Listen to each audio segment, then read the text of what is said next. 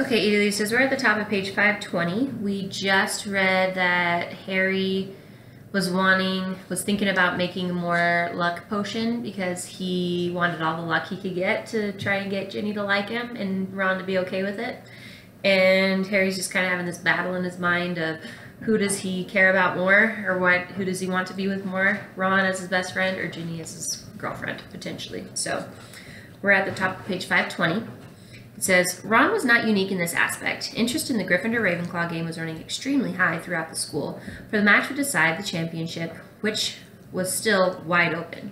If Gryffindor beat Ravenclaw by a margin of 300 points, a tall order, and yet Harry had never known his team to fly better, then they would win the championship. If they won by less than 300 points, they would come second to Ravenclaw.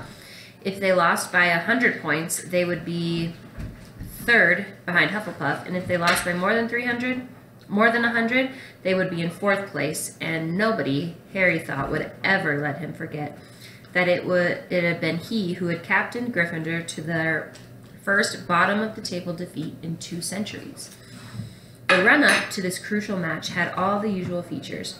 Members of rival houses attempting to intimidate opposing teams in the corridors, unpleasant chants about individual players being rehearsed loudly as they passed, and team members themselves either swaggering around enjoying all the attention or else dashing into bathrooms between classes to throw up.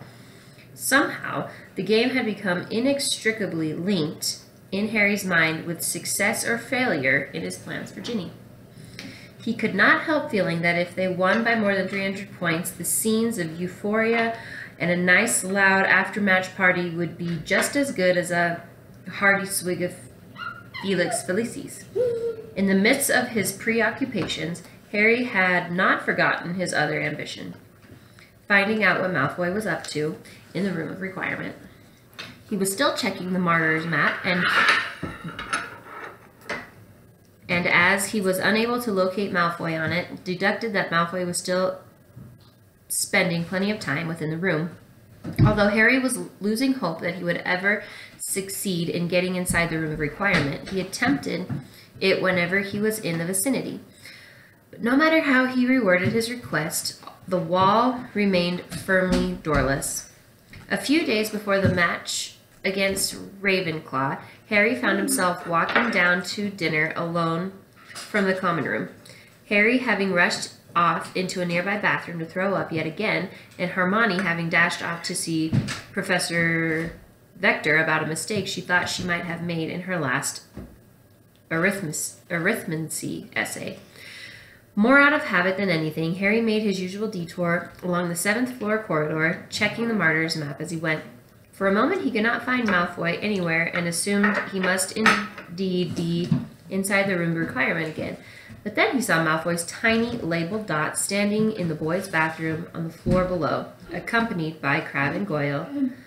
Not by Crabbe or Goyle, but by Moaning Myrtle.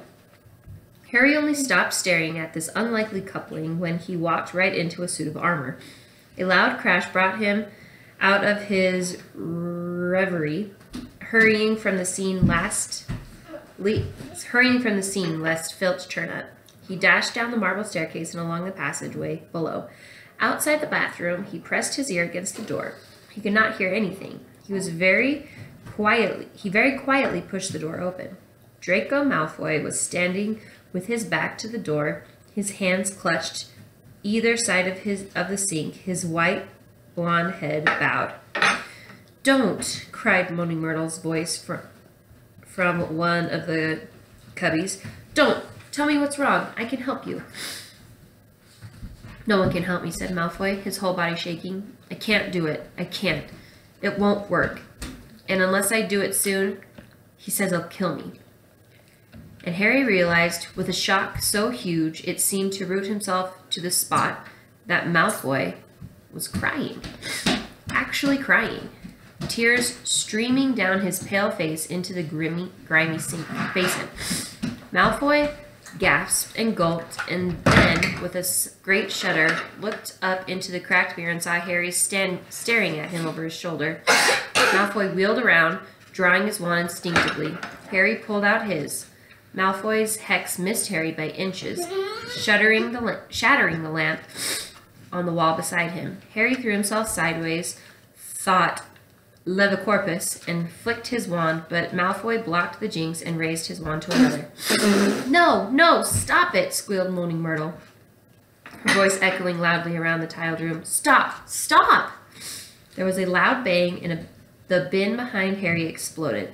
Harry attempted a leglocker curse that backfired off the wall behind Malfoy's ear and smashed the cistern beneath Moaning Myrtle, who screamed loudly, water pouring everywhere, and Harry slipped as Malfoy, his face covered, cried, Cruci... Sectum Sempra, bellowed Harry from the floor, waving his wand wildly. Blood spurted from Malfoy's face and chest as though he had been slashed with an invisible sword. He staggered backward and collapsed onto the waterlogged floor with a great splash, his wand falling from his limp hand. No, gasped Harry. Slipped and staggering, Harry got to his feet and plunged toward Malfoy, whose face was now shining scarlet, his white hands scrabbling at his blood-soaked chest. All right. I'm going to stop there because that's the end of page 22, 522. That's a pretty big thing to have happened just barely. Harry's been wanting to catch Malfoy in something for a really long time, and he finally caught him, and it ended up in a battle, and Harry threw a spell at him, and now Draco's covered in blood. So, I think the question for today, let's check it out, is explain the setting of the reading. Okay, so that's good. We can do a specific setting. Tell me where all of this stuff happened. Give me some setting details. So what do you see? I don't know. There's a lot that you can do with setting here. Okay, and check back tomorrow to find out what happened to Draco. Okay, have a good day. Bye.